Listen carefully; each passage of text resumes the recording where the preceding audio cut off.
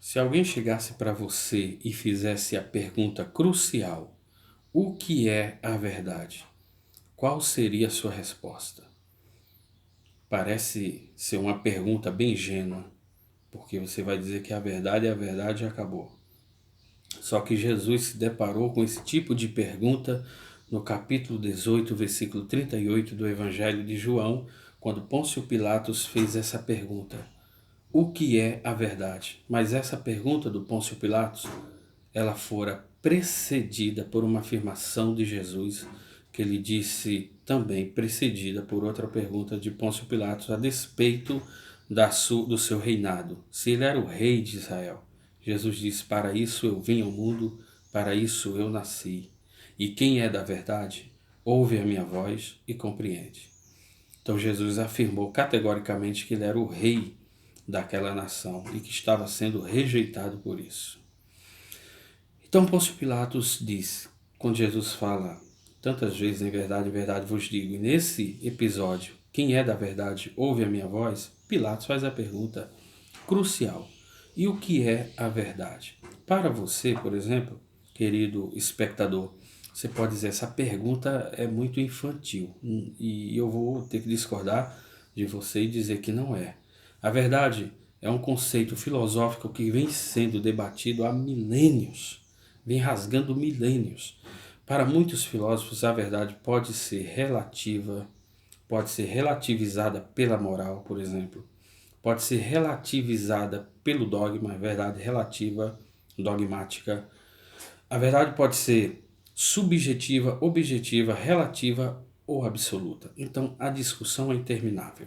Dizer simplesmente que a verdade é isso não é tão fácil. Por exemplo, eu tenho aqui um exemplo diante de mim que diz assim: o relativismo moral faz com que a verdade seja algo vinculado à moral daquele grupo. Olha só, né? Por exemplo, uma sociedade indígena possui princípios éticos que permitem a prática do infanticídio. Uma sociedade indígena tem ali um conjunto de princípios éticos que vai, por exemplo, permitir de forma natural, tranquila, o infanticídio. Porque eles entenderão, esses índios no caso, que uma família pode ter dois filhos, duas crianças. Porque se tiver ali alguma invasão na tribo deles, o pai pode fugir com uma criança e a mãe com a outra. A terceira ficaria para trás. Então, com base nesse princípio ético daquela civilização, daquela tribo indígena, pode-se matar tranquilamente a terceira criança. Isso para esse grupo de indivíduos, aquilo será uma verdade. Aí você vai questionar essa verdade. Por isso que a verdade é um debate aberto, não é fechado, não é? A verdade pode ser absoluta, não é? Já o dogmatismo é a verdade em caráter absoluto. Por quê? Porque o dogma traz na sua natureza uma imposição. A verdade dogmática é uma imposição que não permite necessariamente uma discussão para ver se aquilo é ou não, se procede ou não. Se você faz parte de uma religião, ela vai ter conjuntos de valores e ali nós teremos os dogmas, não é? É uma verdade do dogmatismo, é uma verdade de caráter absoluto. Ou seja, ele apresenta uma série de princípios e valores que são indiscutíveis. Podemos destacar como exemplo as religiões, foi o que eu falei. Não é? Então a verdade pode ser, pode brotar do dogma. Então aí fica um pouco complicado. A verdade pode ser relativa. Dependendo do ponto de vista, o indivíduo pode dizer aquilo é verdade, outro vai dizer que não é, ou dizer que é verdade do seu ponto de vista. Dependendo do ângulo em que se narra uma história, tudo pode mudar. Isso a gente vê com muita clareza nos evangelhos, destaque para os sinóticos, que são os três primeiros, os três primeiros evangelhos. O de Lucas, ou melhor, de Marcos, Mateus e Lucas. São chamados evangelhos sinóticos. Cada um tem uma perspectiva da pessoa de Jesus, só para você ter uma ideia. No primeiro momento, parece que eu entrei em contradição porque vai dizer que é sinótico. Sinótico quer dizer uma única visão. Mas dentro das entrelinhas da narrativa do Evangelho, eles vão capturar uma parte da personalidade de Jesus, uma vez que ele é muito enigmático, às vezes é bem objetivo, fácil de se ver e de se compreender, ao mesmo tempo ele entra num enigma terrível. Tanto que o Evangelho de Mateus, no capítulo 16, versículo 13 a seguir, Jesus faz uma pergunta: para o que dizem os homens, seu filho do homem? E só no versículo 16 é que o Pedro vai dizer: para mim tu és o Cristo, porque houve um silêncio perturbador entre eles. Então Jesus não era tão objetivado assim. Jesus era também enigmático, né? Então, a verdade nem sempre vai ser algo tão fácil de se capturar e de sintetizar. Isso aqui é a verdade. Quando a gente lê o Mito da Caverna de Platão, nós temos um conjunto de valores impresso dentro daquela narrativa. Platão está querendo nos ensinar algumas coisas, mas para isso eu tenho que falar de forma bem sintética para você o que é o mito da caverna. O Platão mostra uma civilização dentro da caverna que nasceu, cresceu e morreu ali. E outras gerações que vieram.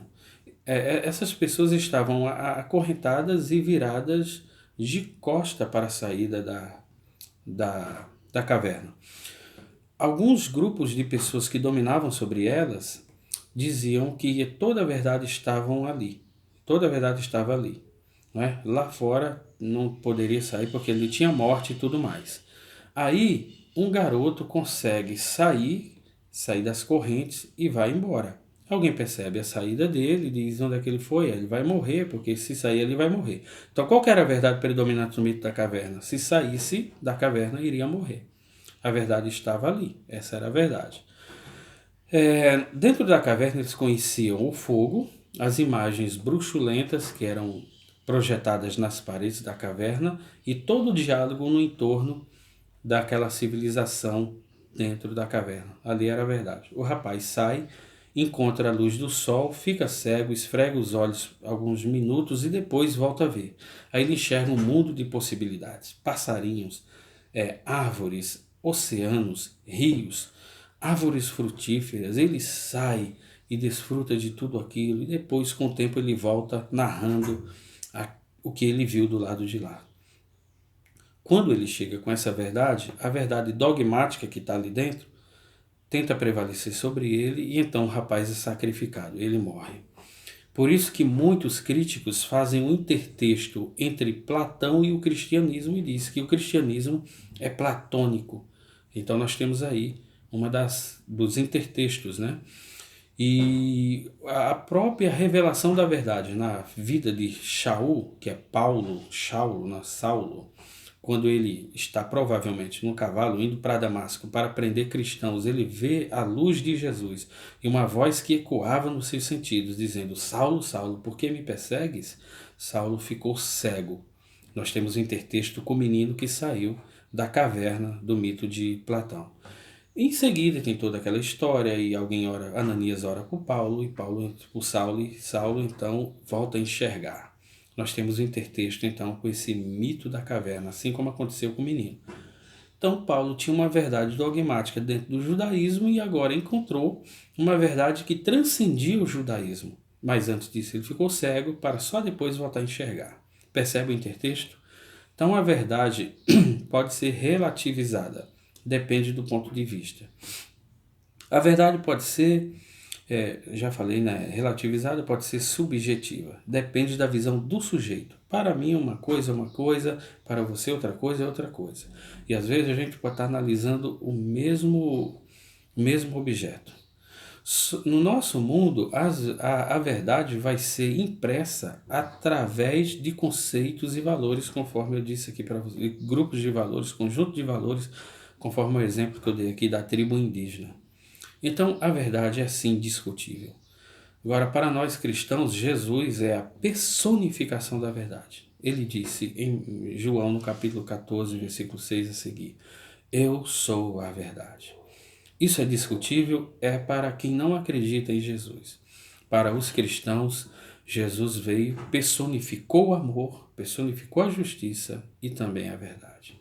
Então está aí para você um ponto de filosofia nessa discussão interminável. Bom dia a todos.